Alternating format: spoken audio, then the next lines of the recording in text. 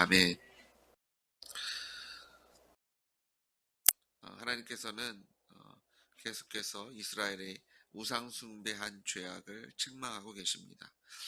에브라함이 말을 하면 사람들이 떨었다.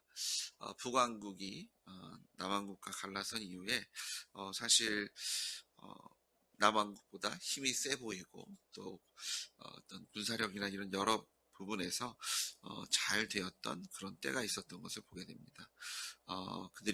하지만 그런 중에 그들이 교만하였고, 그런 교만한 중에 하나님을 찾은 것이 아니라 우상을 찾아서 하나님을 배반하고 우상을 섬기는 죄에 빠졌고, 그것으로 인하여 하나님께서 징계하실 것을 말씀하고 계시죠. 그들이 만든 우상은 결국 사람의 손으로 만든 것이다 라고 선포하시죠. 2절에 보니까 은으로 자기를 위하여 우상을 부어 만들 때 자기의 정교함을 따라 우상을 만들었으며 그것은 다 은장색이 만든 것이거늘. 사람이 만들었다고 얘기합니다. 그 정교함은 사람에게서 왔다. 하나님께서 만드신 것도 아니고 하나님의 창조의 비밀이 숨겨져 있는 것도 아니고 사람들의 지혜와 사람들의 손으로 만든 것에 그들이 제사를 드리며 그 송아지와 입을 맞출 것이다. 송아지는 그들이 만든 우상의 형상이었죠. 그리고 입을 맞춘다는 표현은 경외하고 존경하고 사랑한다는 그런 모습을 드러내고 있습니다. 그들이 자신의 손으로 만든 것 앞에서 그것을 신이라고 부르면서 무릎 꿇고 경배하고 존귀하게 여기고 있는 것이 아니냐. 그 결과가 그들이 마치 아침 구름같이 또 금방 사라지는 이슬같이 또 타작마당에서 날리는 쭉정이 같은 그리고 굴뚝에 나는 연기같이 흩어질 것. 하나님께서 그들의 존재를 그렇게 쉽게 흩어지는 나약한 존재로 삼으시겠다라고 말씀하시고요. 그런 것들이 하나님을 배반했기 때문에. 근데 하나님은 어떤 분인가 했더니요. 4절에 그러나 애굽 땅에 있을 때부터 나는 내 하나님 여호와라. 나 밖에 내가 다른 신을 알지 말 것이나 나 외에는 구원자가 없느니라. 이미 그 태에서부터 그들을 아셨던 하나님, 또 그들을 구원해 주셨던 하나님.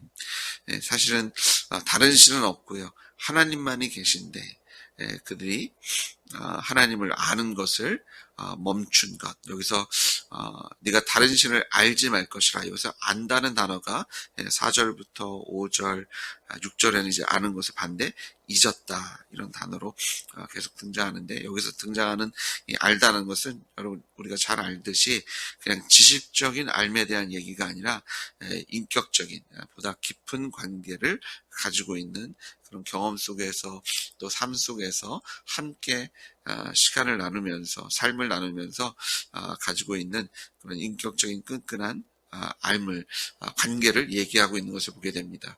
이스라엘 백성들이 우상과 그런 깊은 관계를 가지고 있다. 하나님을 알지 않는데 우상과 시간을 보내면서 엎치락뒤치락 함께 울고 웃으면서 죽어있는 그런 돌조가리, 금속조가리, 나무조가리인데 거기에 마치 생명이 있는 것처럼 인격적인 관계를 맺고 있는, 가끔 보시면 정신적인 질환을 갖고 있는 분이 인형을 가지고 마치 살아있는 아이처럼 대할 때도 있고요. 인형을 가지고 마치 살아있는 사람처럼 대하는 그런 것들을 보게 되죠. 그거를 볼 때마다 문제가 있구나. 근데 지금 이스라엘 백성들이 돌조가리, 금속조가리 아무런 힘도 없고 정교해 보이지만 사람이 만든 겁니다. 우상의 교리가 어떻게 이런 생각을 하고 참 대단하구나, 어떤 철학적인 생각이 있고 어떤 영적인 비밀을 품고 있구나라고 저희가 생각하고 속을 수 있지만, 그래봐야 사람이 만든 정교함이고요. 그게 인격적인 존재도 아닌데 마치 살아있는 것처럼 그렇게 그 시간을 보내고 있는. 근데 하나님께서는 그것이 아니라 내가 바로 하나님이시고 내가 그들을 알았으며 내가 너희들을 구원한 참 여호와, 너희와 언약 관계에 있는 아브라함과 이삭과 야곱의 하나님, 지금도 살아서 역사하시는 하나님이 아니냐라고 말씀하고 있는 것을 보게 됩니다. 그러면서 계속해서 이스라엘 백성이 호소합니다. 내가 광야 많은 땅에서 너를 알았거늘. 광야 40년의 출애굽의 시간 속에서 내가 너희에게 반석에서 물을 내었으며 만나와 메추라기로 공급했고 했으며 또 전쟁에서 함께 나가 싸워 이기게 한 것이 내가 아니냐. 그들에게 다시 돌아올 것을 호소하고 계시고요. 6절 보니까 그들이 먹여준 대로 배가 불렀고 배가 부르니 그들의 마음이 교만하여 이로 말미암아 나를 잊었다.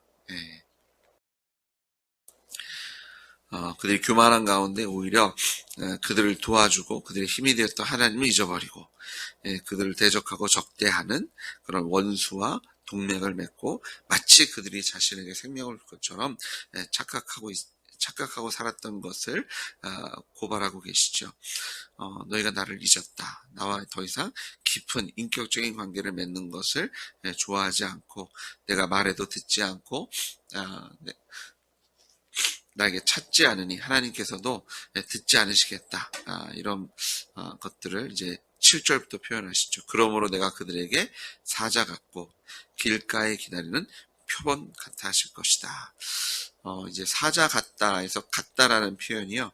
이 완료, 미완료형으로 되어 있어서 드러내는 뜻이 이미 하나님께서 사자로 거기에 와 계시다. 하나님께서 이미 그 징계를 시작하셨음을 표현하고 있고요. 길가에 기다리는 표범 같다라고 표현하셨을 때, 기다리다라는 단어를 보시면 이미 하나님께서 매복하셔서 아주 속히 이 하나님께서 이스라엘 백성을 치실 것, 징계하실 것에 대한 급박한 상황인 것을 드러내고 있다고 얘기합니다. 저희는 이제 번역한 것을 보니까 그런 시제를 좀 덜 느끼게 되는데 그만큼 하나님께서 이미 작정했고 이미 기다리고 계시고 이제 하나님께서 징계하시는 것이 가까이 왔음을 호세아 선지자를 통해서 이스라엘 백성에게 말씀하고 계시고요.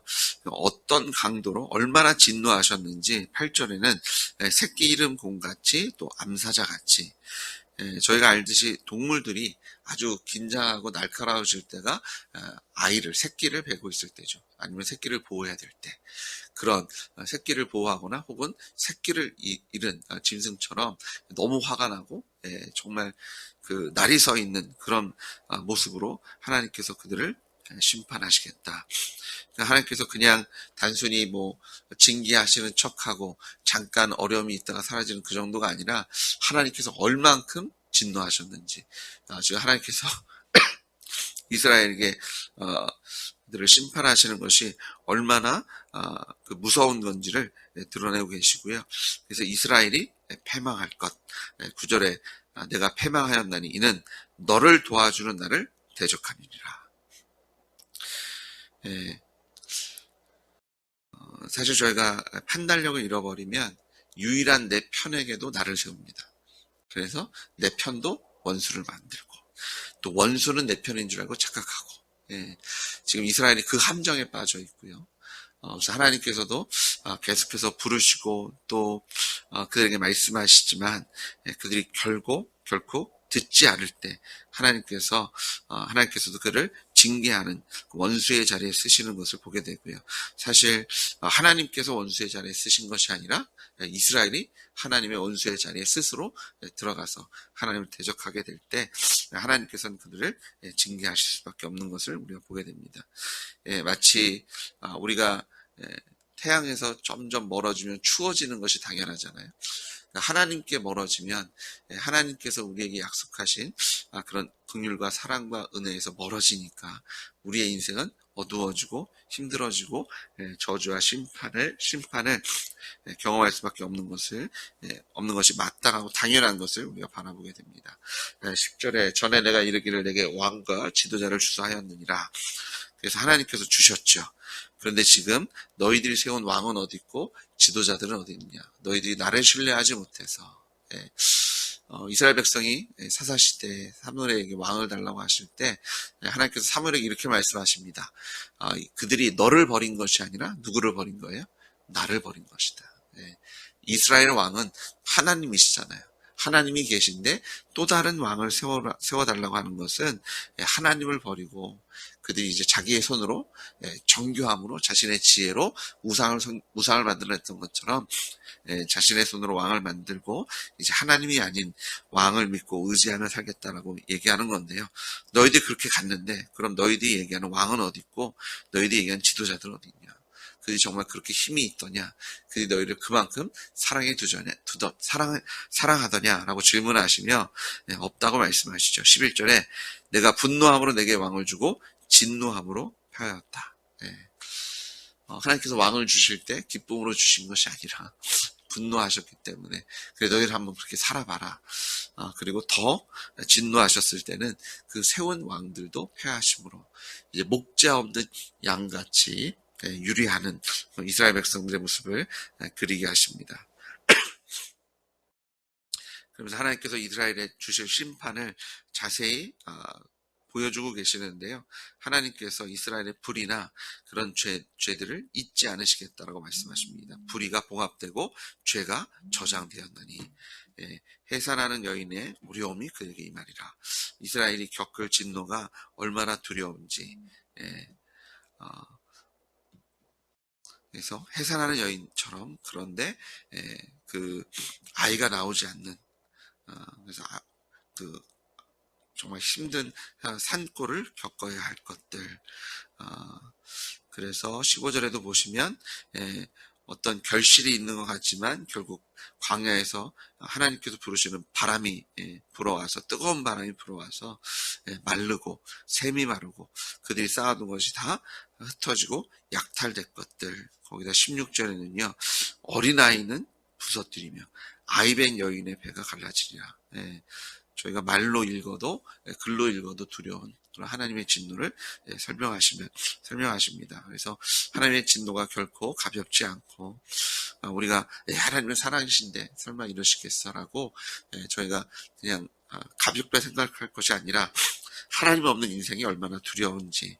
그래서 14절에 보니까 내가 그들을 수월의 권세에서 속량하며 사망에서 구속하리니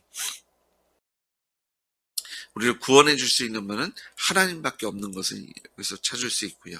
하나님께서 사망아 내 재앙이 어디 있느냐 스오라 내 멸망이 어디 있느냐 너희가 내 앞에서 어떤 힘을 어떤 권세를 부릴 수 있겠느냐 너희가 다 내 아래에 있다라고 선포하고 계신 것을 보게 됩니다. 뉘우침이 내 눈 앞에서 숨으리라. 영어 성경에서는 I will have no compassion. 나는 너희들을 불쌍히 여기지 않겠다. 혹은 너희들을 불쌍히 여기는 그런 너희들이 나를 향한 그런 죄책감 이런 것들이 내 눈에 보이지 않는다. 이런 표현으로 나타내고 있는 것을 보게 됩니다. 여기서 이제 학자들이 이 구절을 두 가지로 해석을 합니다. 일부는 이것이 긍정적인 표현으로 하나님께서 이스라엘을 다시 회복시키시겠는 약속으로 보는 부분도 있고요. 어떤 일부는 그것이 아니라 하나님께서 그런 이 권세를 갖고 있는 하나님 그들을 심판하시겠다라는 메시지로 또 선포되기도 합니다. 그래서 그 영어 성경에도요 두 가지로 해석했더라고요. 그 NASB에서는 이것을 의문형으로 Shall I ransom them from the power of Sheol? 그런 사망의 죽음의 권세에서 내가 이들을 구속할까? Shall I redeem them from the death? 죽음에서 내가 이들을 속량해 줄까? 뭐 이런 식으로 그러면서 죽음아 너의 가시가 어디 있고 죽음아 너의 찌름이 어디 있느냐? 라고 물으시면서 이들을 그 대답은 내가 그렇지 않겠다. 내가 너희들을 심판하겠다라고 해석한 것도 있고요. NIV에서는 I will deliver these people from the power of the grave. 내가 이들을 구원하겠다. 내가 이들을 죽음에서 살려내겠다. 너의 힘이 어디 있느냐? 너의 그런 부숨이 어디 있느냐? 내가 이들을 구원하겠다. 그런데 마지막에 뉘우침이 내 눈에 숨으리라는 I will have no compassion 이라고 되어 있어서 사실 해석하기가 두 가지로 좀 번역할 때도 그 영어 번역에서 두 가지 길을 이야기하고 있는 것을 찾게 됩니다. 저희가 근데 이 두 가지에서 같이 볼 수 있는 것은 결국 사망과 또 심판은 하나님 손에 달려 있고요.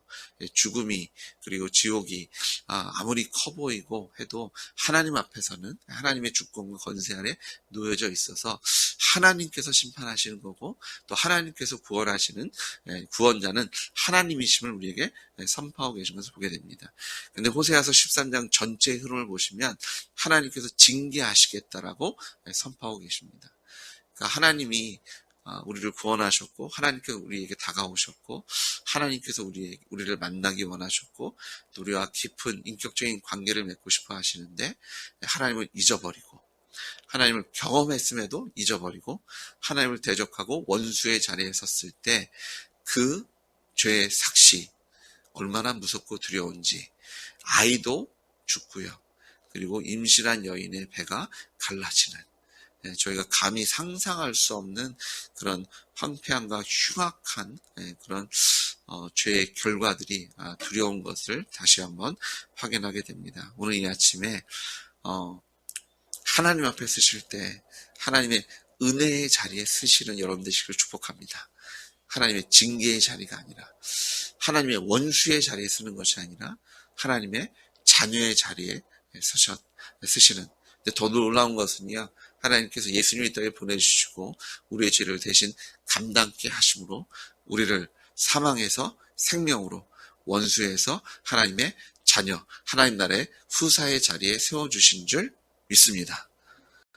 그런데 이렇게까지 해주셨는데 예수님 믿지 않고 신뢰하지 않고 예수를 나의 주와 하나님으로 고백하지 않으면 이거보다 악랄한 죄는 없습니다. 하나님께서 예수 믿지 않는 죄를 어떻게 심판하실지 구약에 드러난 하나님의 진노와 하나님의 분노를 바라보면 두렵기까지 합니다. 오늘 이 아침에 하나님의 은혜의 보좌에 쓰신 것 우리를 그 자리에 세워주신 것에 감사하시면서 하나님께 찬양하시고 또 하나님께서 받으시기 합당한 경배와 예배로 오늘 하루를 거룩하게 하나님께 드리시는 여러분 되시기를 주님으로 축복합니다. 기도하시겠습니다. 아버지 하나님 감사합니다.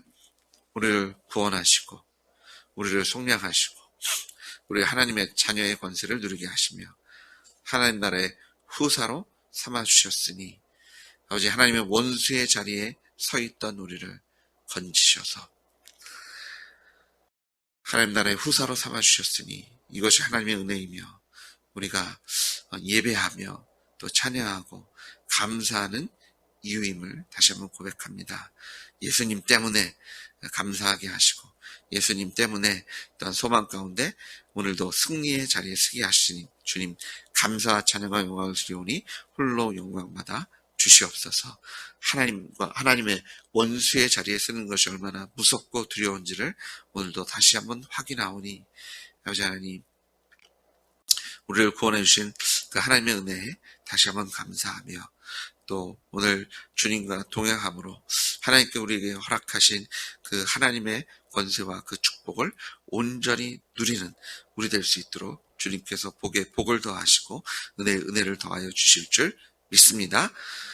세상에서 하나님의 원수된 자리에 살아가는 사람들을 긍휼히 여기시는 주님, 우리를 교회로 세우셨으니 우리가 빛과 소의 역할을 감당케 하셔서 아버지 하나님께서 그들을 구원하시는 그 사역에 동역하게 하시고 동참케 하셔서 아버지 우리를 통해서 예수님의 사랑과 십자가 부활이 드러나게 하시고 그들도 구원하여 주시옵소서.